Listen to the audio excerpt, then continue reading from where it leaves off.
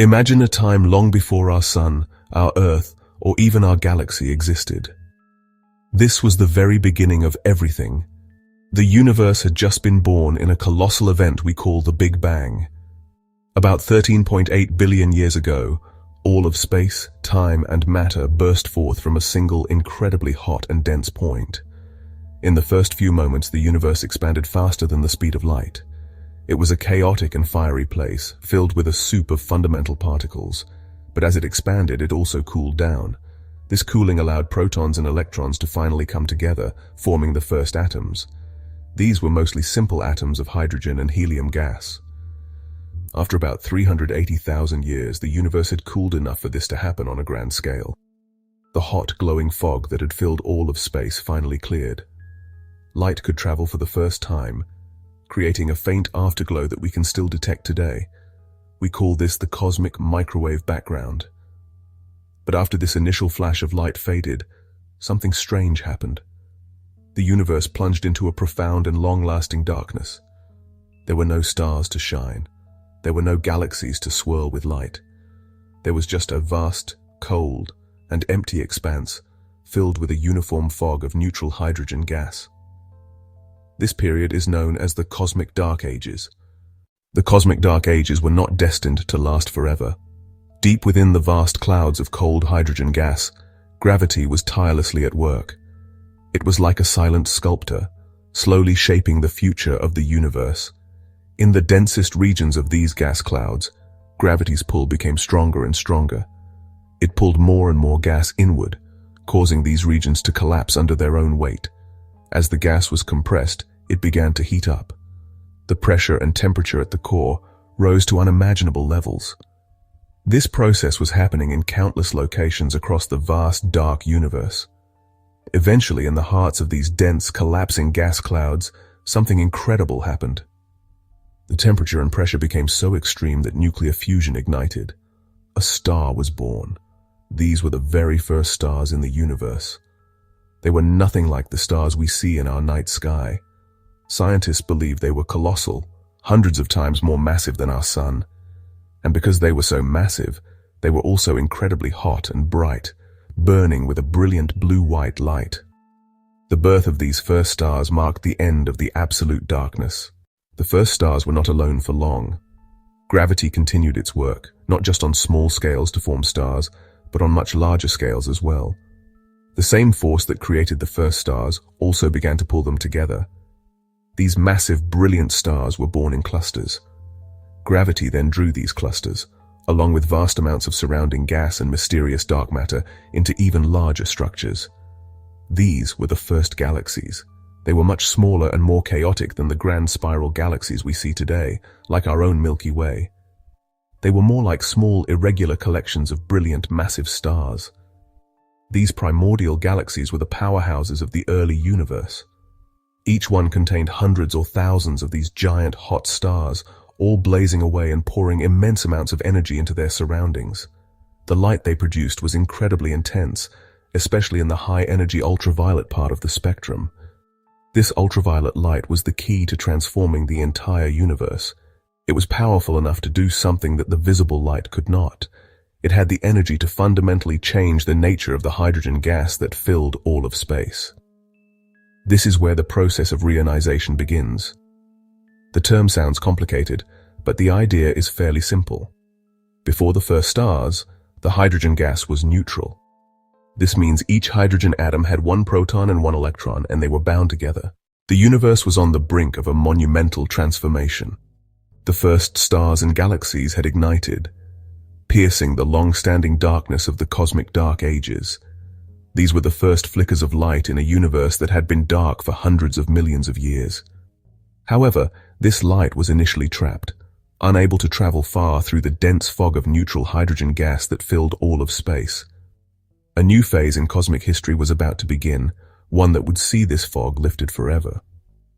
This crucial period of transition is what astronomers call the Epoch of Reionization. It represents a fundamental shift in the state of the entire universe, moving it from opaque to transparent. This wasn't an instantaneous event. It was a gradual, epic process that unfolded over hundreds of millions of years. Imagine the universe as a vast, dark room filled with a thick, light-absorbing smoke. The birth of the first stars was like lighting a few scattered candles. While they produced light, the smoke quickly swallowed it up, keeping the room dark. The Epoch of Reionization was the process of clearing that smoke away. The intense, high-energy ultraviolet light from those first stars and galaxies acted like a powerful fan, blowing the smoke away in patches. Comparing the history of the universe to a human life can be a helpful way to grasp these vast timescales. If the Big Bang was the universe's birth, then the Epoch of Reionization was its adolescence. It was a time of rapid and sometimes violent change, a kind of cosmic puberty. Before this, the universe was in its infancy, the Dark Ages, a quiet and relatively simple period of slow growth. But just like a teenager, the universe suddenly burst with activity. The first stars and galaxies were like a massive growth spurt, and the flood of radiation they unleashed was like a hormonal surge that changed everything. This was not a smooth or gentle transition. It was chaotic and dramatic. During this cosmic puberty, the universe was a battleground. The two opposing forces were the intense ultraviolet light from the new stars and the vast, stubborn clouds of neutral hydrogen gas. This cosmic struggle created a complex, patchy environment. Some regions of the universe became transparent much earlier than others, depending on how many stars and galaxies they contained. This period of change also had a huge impact on the formation of new galaxies. The same radiation that cleared the cosmic fog also heated the gas throughout the universe. This made it much harder for small galaxies to form. To talk about cosmic history, scientists divide it into different epochs, or distinct periods of time. The Epoch of Reionization is one of the most important of these. It doesn't have a precise, universally agreed upon start and end date, because it was a gradual process that happened at different times in different places. However, we can broadly define its timeline. Most scientists believe it started around 400 million years after the Big Bang. This was when the very first stars likely began to shine. This was the moment the first bubbles of ionized gas started to form, marking the beginning of the end for the cosmic dark ages. The process of reionization then continued for over 500 million years. During this time, more and more stars and galaxies were born. The small, isolated bubbles of ionized gas grew larger and larger. They eventually began to merge, like raindrops on a window pane coming together to form larger streams. The Epoch of Reionization is generally considered to be complete by about 1 billion years after the Big Bang. By this point, the vast majority of the bubbles had merged, and the fog of neutral hydrogen had been almost completely cleared from the space between galaxies. Defining this epoch helps scientists focus their research. It gives them a specific time frame to investigate when looking for clues about how the universe evolved. Studying the Epoch of Reionization is not just an academic exercise in cosmic history. It is crucial because it helps us answer some of the most fundamental questions about our universe and our own origins. For one, it tells us about the nature of the very first objects that ever formed. These first stars and galaxies were the pioneers of the cosmos, and they are completely hidden from our direct view by time and distance. Furthermore, this epoch is directly linked to the formation of the large-scale structure of the universe. The cosmos is not a random scattering of galaxies. It's organized into a vast cosmic web of filaments, clusters, and voids. The foundations for this structure were laid down in the very early universe, but it was during the Epoch of Reionization that it really began to take shape. The intense radiation and heating from reionization acted like a cosmic wind, blowing gas out of smaller structures and channeling it along filaments into larger ones. This era also holds the key to understanding the chemical enrichment of the universe. The universe began with only the simplest elements: hydrogen, helium, and a tiny amount of lithium. Every other element, including the oxygen we breathe, the carbon in our bodies, and the silicon in our computers, was forged inside stars and scattered through space when they died. The very first stars were the first factories for these heavier elements. Studying this epoch helps us trace the origins of the chemical elements that are essential for planets and for life itself. Ultimately, the Epoch of Reionization marks the moment the universe became hospitable to life as we know it. The stage for the first stars was set long before they ever ignited. It all began in the quiet darkness following the Big Bang, a period that's actually known as the Cosmic Dark Ages. The universe at this time was filled with a mostly uniform sea of hydrogen and helium gas, but it wasn't perfectly uniform. Thanks to quantum fluctuations in the universe's earliest moments, some regions were just infinitesimally denser than others. These tiny density variations were the seeds of all future structure. Gravity started to act on these seeds. It gently tugged at the gas, pulling matter from less dense regions into more dense ones. This process was incredibly slow, unfolding over millions of years in the silent darkness. It was this partnership between visible and invisible matter that created the first cosmic nurseries. These were locations where the first sparks of starlight were destined to be born, finally breaking the cosmic night. Inside the dense hearts of the primordial gas clouds, a dramatic transformation was taking place.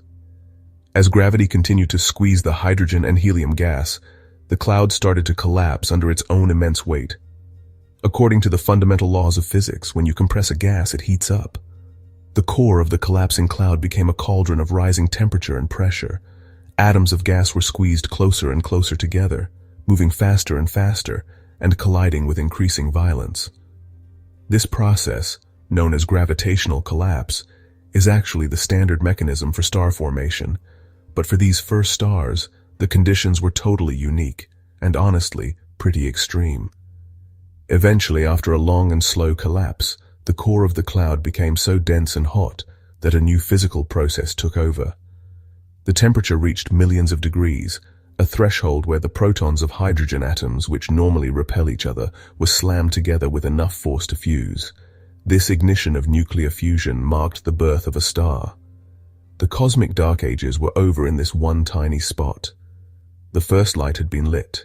The first stars to grace the universe, often referred to by astronomers as population 3 stars, were true titans. They were nothing like our familiar sun or the stars we see in the night sky. Because of the unique conditions of their birth from pristine metal-free gas, they grew to monstrous proportions. The first stars, however, are thought to have been between 100 and 300 times more massive than our sun, and perhaps even larger. This immense mass dictated their entire existence, making their lives incredibly brilliant, violent, and astonishingly short. They were the rock stars of the cosmos, living fast and dying young. Their enormous mass made them burn through their nuclear fuel at a furious rate. While our sun will live for about 10 billion years, these population 3 giants exhausted their hydrogen fuel in only a few million years. A mere blink of an eye in cosmic terms. Once their fuel ran out, they died in the most spectacular way imaginable. The first stars were not born in isolation. They formed within the dense cores of the dark matter halos. And these halos themselves were not static. Gravity, the grand architect of the cosmos, was also at work on a much larger scale, pulling these dark matter halos together. The halos that hosted the first stars began to merge, drawn together by their mutual gravitational attraction. This process brought clusters of the first giant stars, along with vast reservoirs of gas and dark matter, into close proximity. This cosmic assembly line was the beginning of the very first galaxies. These first galaxies were not the grand orderly spirals like our Milky Way, or the giant ellipticals we see in the modern universe. They were small, clumpy, and chaotic. Astronomers often refer to them as proto-galaxies. They were intensely active places, buzzing with the light of newly formed stars, and rocked by the frequent supernovae of those that had reached the end of their short lives. These proto-galaxies were the powerhouses that would drive the reionization of the entire universe, their combined light far exceeding that of a few isolated stars. The formation of these first galaxies dramatically accelerated the process of lighting up the cosmos. The process of reionization was fundamentally a story about light and matter. Specifically, it was about the interaction between high-energy ultraviolet, or UV, light, and the neutral hydrogen atoms that filled the universe. A hydrogen atom is simple, consisting of a single proton in its nucleus and a single electron orbiting it. In its neutral state, this atom is very particular about the light it interacts with. The first stars and galaxies were perfect factories for producing this kind of light. An ultraviolet photon has just the right amount of energy to completely knock the electron away from its proton, a process called photoionization. This is the key mechanism that drove the entire epoch. When a UV photon encountered a neutral hydrogen atom, it was instantly absorbed. The photon's energy was transferred to the atom, giving the electron the kick it needed to break free from the proton's grasp. The result was a free electron and a free proton, a state known as ionized hydrogen or simply a plasma. The reionization of the universe did not happen uniformly or all at once. It was a messy, complex process that unfolded differently in different regions of space. The first sources of light, the population 3 stars and proto-galaxies, were not evenly distributed. They formed in the densest knots of the underlying cosmic web, the vast network of dark matter filaments that crisscrosses the universe.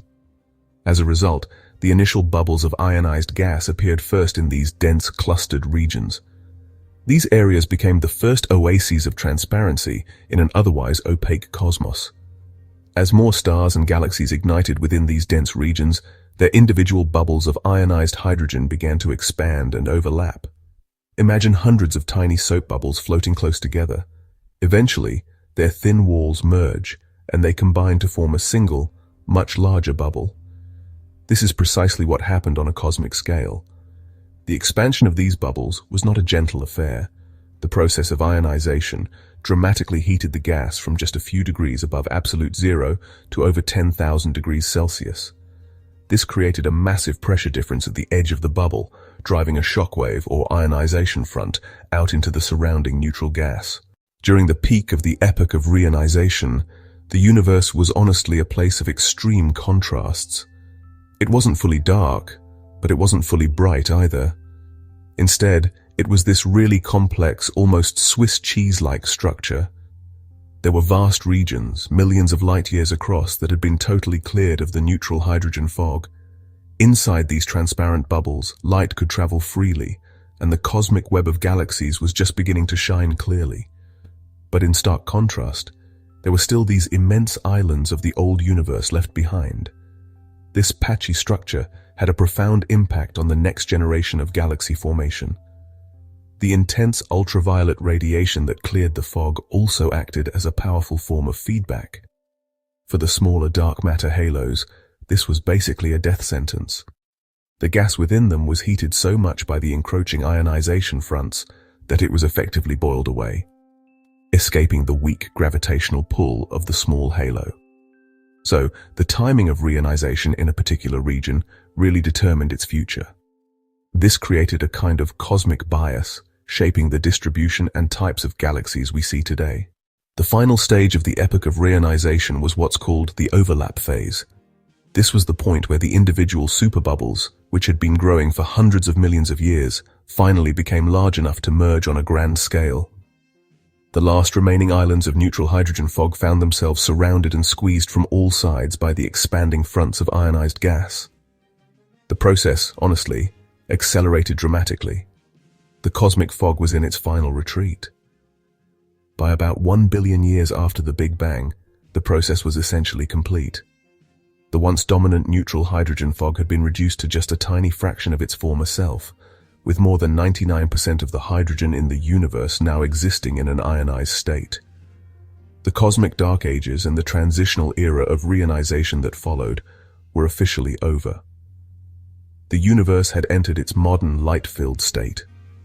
For the first time, the cosmos was transparent on a grand scale, allowing us to look back across cosmic history and see the distant galaxies whose light has been traveling for billions of years to reach us. Studying an event that happened over 13 billion years ago is, well, an immense challenge. We can't build a time machine to visit the Epoch of Reionization directly. Instead, astronomers have to act like cosmic archaeologists, searching for ancient light that's been traveling across the universe for billions of years. One of the most powerful tools for this work isn't a telescope itself, but a natural cosmic beacon, the quasar. Quasars are the incredibly bright, active cores of distant galaxies, powered by supermassive black holes feeding on surrounding gas and dust. The light from a quasar begins its long journey towards us as a smooth, continuous spectrum of different wavelengths. As this light travels through the vast expanse of intergalactic space, It passes through clouds of hydrogen gas that lie between the quasar and Earth. If these hydrogen clouds are neutral, they'll absorb light at a very specific wavelength in the ultraviolet part of the spectrum. Each cloud of neutral hydrogen the light passes through carves out a dark absorption line in the quasar's spectrum. By the time the light reaches our telescopes, its spectrum isn't smooth anymore. It's riddled with a series of these absorption lines, creating what astronomers call the Lyman alpha forest. Quasars are fantastic for telling us when reionization ended, but they don't give us a clear picture of the process itself. They only provide information along a single narrow line of sight back to the quasar. To truly understand the patchy, bubble-filled structure of the universe during reionization, scientists need a way to map the entire sky. The ideal way to do this would be to detect the neutral hydrogen gas directly. Fortunately, neutral hydrogen atoms don't just absorb light, they also emit it. They produce a faint but very specific radio signal at a wavelength of 21 centimeters. This signal is the key to unlocking the secrets of the cosmic dark ages and the reionization era. This 21 centimeter signal is produced by a subtle change within the hydrogen atom. Both the proton and the electron have a property called spin. Occasionally, the spin of the electron will flip relative to the proton spin. When it flips from a higher energy state, spins aligned, to a lower energy state, spins opposed, the atom releases a tiny amount of energy in the form of a radio wave with a precise wavelength of 21 centimeters. Detecting this signal is the holy grail for scientists studying this era. The challenge is that this signal is incredibly faint. Trying to detect the 21 centimeter signal from the Epoch of Reionization is like trying to hear a single person whispering on the other side of a continent during a rock concert. While radio telescopes hunt for the whisper of neutral hydrogen, a new generation of powerful optical and infrared telescopes is, providing another crucial window into the reionization era. The most famous and powerful of these is the James Webb Space Telescope, or JWST. Launched in 2021, JWST was specifically designed to be a sort of time machine, optimized to capture the faint, ancient light from the very first stars and galaxies. Because the universe is expanding, the high-energy ultraviolet light from these first objects has been stretched or redshifted over its long journey to us. By the time it arrives, it's no longer ultraviolet light, but has shifted into the infrared part of the spectrum, which JWST is uniquely sensitive to. Before JWST, our glimpses of this era were pretty limited, but JWST has really thrown the doors wide open. In its first years of operation, it has already discovered a population of surprisingly bright and well-formed galaxies that existed when the universe was only 300 to 400 million years old. The combination of these different observational methods is what makes this a golden age for studying the early universe. We have journeyed back across 13 billion years of cosmic history to the dawn of time. We have explored the profound darkness that followed the Big Bang. We have witnessed the birth of the first stars and galaxies, the true pioneers of the cosmos. Yet for all that we have learned, we stand at the edge of a vast ocean of unanswered questions. The Epoch of Reionization remains one of the final frontiers in our understanding of cosmic history. Our current picture is still blurry, like a photograph that's slowly coming into focus. The more we learn, the more we realize how much we still don't know. Each new discovery seems to open up a dozen new questions, pushing the boundaries of our knowledge ever further. One of the biggest unanswered questions is about the main drivers of reionization. What were the primary sources of the universe-transforming ultraviolet light? Was it the giant, pristine population 3 stars? Or was it the combined light from the first small galaxies? The recent discoveries by the James Webb Space Telescope have complicated this picture, revealing galaxies that are brighter and more mature than our models predicted. The quest to understand the Epoch of Reionization is, honestly, a cosmic detective story of the highest order. The evidence is sparse, the crime scene is 13 billion years old, and the clues are incredibly faint. But the detectives, the astronomers and physicists of the world, are persistent. They are building bigger and better tools to interrogate the cosmos and wring out its ancient secrets. The work of the James Webb Space Telescope is just beginning. Over the next decade, it will continue to stare deeper into space and further back in time. On the radio front, the hunt for the 21 centimeter signal is reaching a critical phase. The ultimate prize is the Square-Kilometer Array, a future continent-spanning radio telescope that will be sensitive enough not just to detect the 21-centimeter signal, but to map it in glorious detail, creating motion pictures of the cosmic dawn. The future of this field is incredibly bright.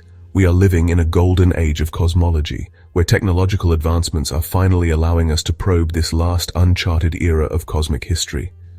The coming years promise a flood of new data, and with it, new insights that will undoubtedly surprise us. Why does this ancient story matter to us here on Earth, 13 billion years later? It matters because the Epoch of Reionization is not just a distant abstract event. It's a fundamental chapter in our own origin story. The processes that unfolded during this era set the stage for everything that followed, including the formation of our own Milky Way galaxy, our sun, and our planet.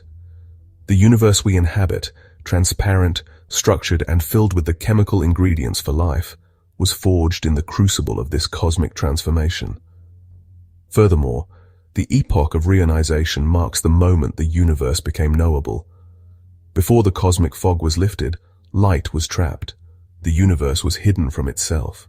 The end of reionization made the cosmos transparent, allowing light to travel across vast distances. This is what enables us to be astronomers. The simple act of looking up at the night sky and seeing other galaxies is only possible because reionization happened. In a way, the story of reionization is the story of how the universe gained its own consciousness, by creating the conditions for beings who could one day observe and comprehend it. So, as we continue to peer back into this mysterious epoch, we are doing more than just satisfying our scientific curiosity. We are connecting with our deepest roots.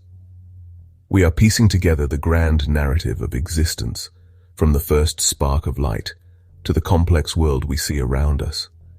The study of the cosmic dawn reminds us that the universe has not always been as it is today. It has a history, a story of dramatic and profound change. We are the fortunate inheritors of this long legacy, living in a bright and beautiful cosmos that was born from an ancient struggle between darkness and light. And the quest to fully understand that struggle is one of the most profound and noble tasks we can undertake.